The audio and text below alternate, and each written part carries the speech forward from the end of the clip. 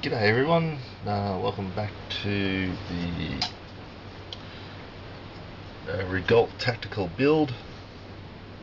Okay, final stages by the looks of this little build. So what I'm doing now is basically cleaning up all the parts and priming them. So just gotta go over everything, make sure the joins are okay.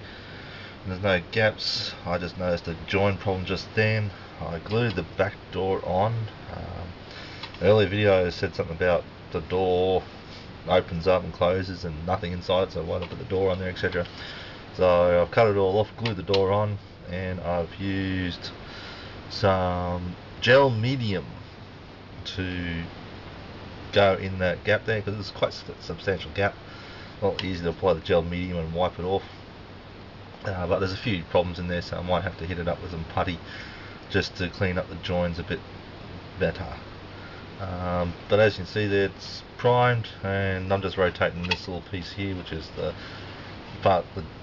leg join, just to make sure I cut all the part primed properly. And there's actually a few join problems in here. Okay, I've drilled out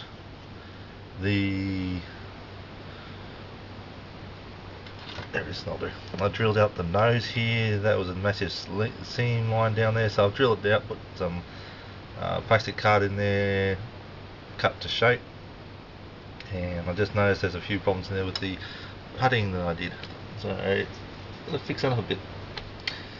Okay, let's show some leg. Okay, well, here's one of the legs. So I've basically gone, and this one's one of the better ones. So that's primed, sanded back where I've been doing a lot of sanding, and I just got to prime it one more time, and then she's right for painting. And everything else seems to be okay as well. So the cannons here, I found a few problems on the cannons, so I've puttied them up again and fixed them up. I have used a round file and filed out the cannons themselves, just to make the holes in there a bit more uniform. There's the cannon mounts that go on the head. This little thing, it goes on the bottom. Oops. It goes on the bottom here, but it's a different colour to what's going to be applied there, so I've decided to leave it off until I finish painting. It's not going to make any difference anyhow. And all the other parts are running around the place. Just looking at the parts box. Okay, all I've got left in here is they're the only two sprues I've got left. So as you can see, most of the work is done on this. These two grey parts here are cannons, which will go on the front of the nose there and the other side. And the only two parts left on here realistically are these two here. They are thrusters, they go on the back of the legs.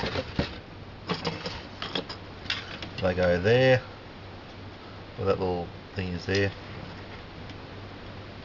It moves about, so that's where they go, and that's it.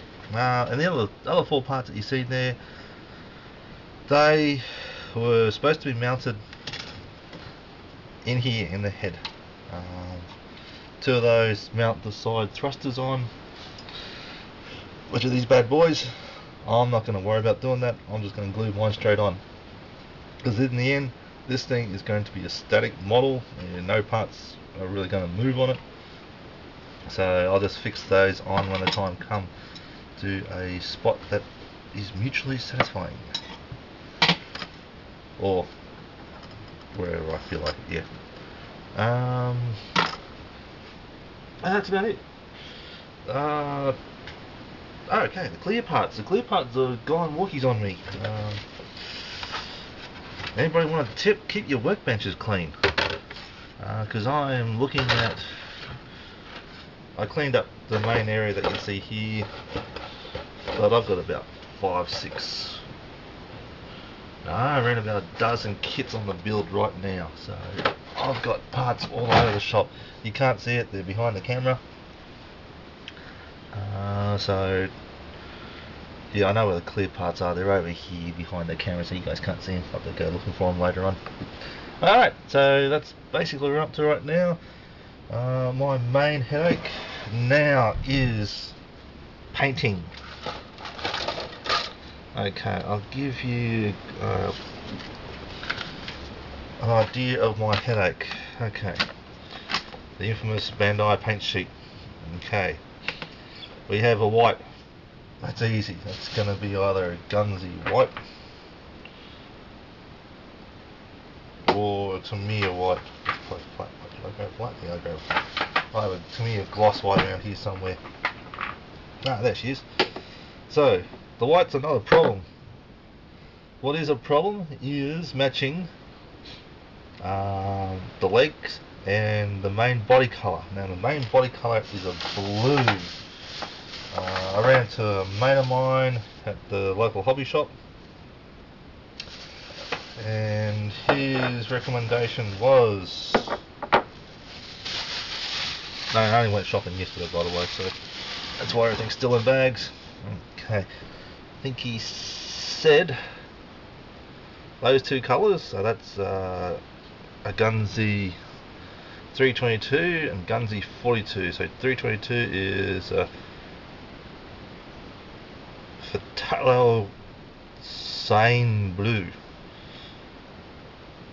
I'll call it a dark blue. And 42 is a blue grey. So I'm thinking about those. Probably a 50-50 mix, maybe a bit more dark than the other blue. I don't know at this stage. Now for the rest of the body, the body and the legs, that blue colour in there, he's recommending 67 RLM 65 light blue mixed in with I think it was that colour he said. So the 42 and the 67 mixed together to make those two colours. Now the dark colours that you see there on the legs, to me it looks black, so I'm painting it black. Whereas in here on the legs, where the legs join onto the torso, that swiveling part, which is this part here, if I can find it in my town, I've only got one hobby shop and one toy shop. The hobby shop sells a lot of paint ranges. I love Gunzy, and I like the Gunzy colour I'm after is 28, which is a steel colour, I think it was. Alright, that's what I'm going to put there. However though, they were out of 28. They've been out of that colour for about 3 weeks now. It's starting to annoy me. So I might have to go raid the toy shop, which sells Tamiya, and Tamiya has a, I think it's X10 or something like that. It's the colour that's similar to that.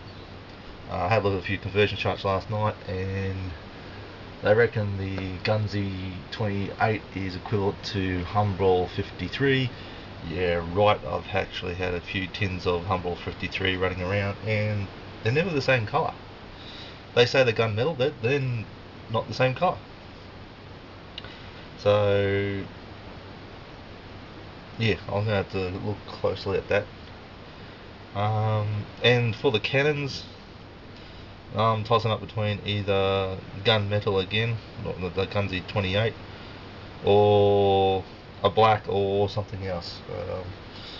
Looking around, if this was a machine gun, I'd go gunmetal and put a bit of pencil graphite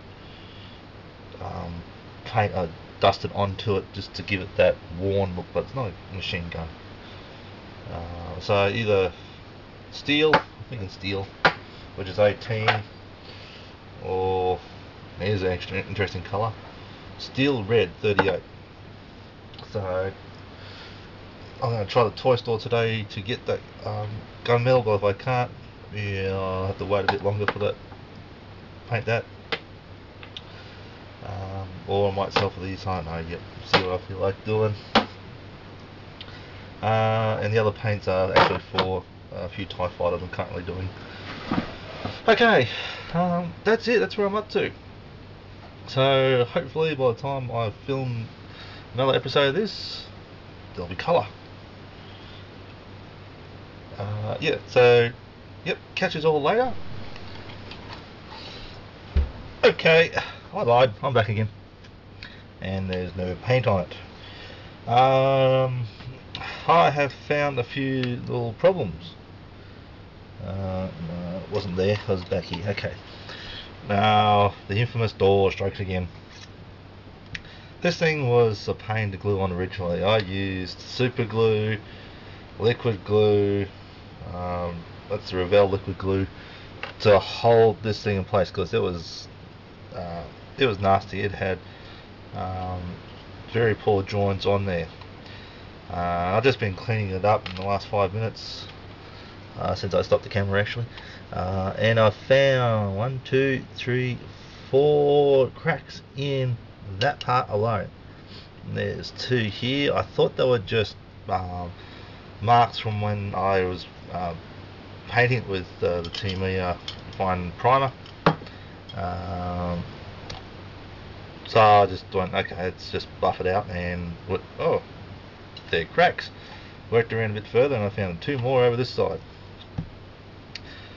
And I'm now looking at that, and that's actually very bad for me. I've got to now spend a bit more time on fixing up those cracks. I have to put some little some putty in there, fix them up, and yeah, continue working on fixing up that entire door. So that door is going to be the bane of my existence now by the looks of it. So yes, so much for painting. I think painting's another couple of days away now. So yeah, we'll get back to you when I'm ready for painting.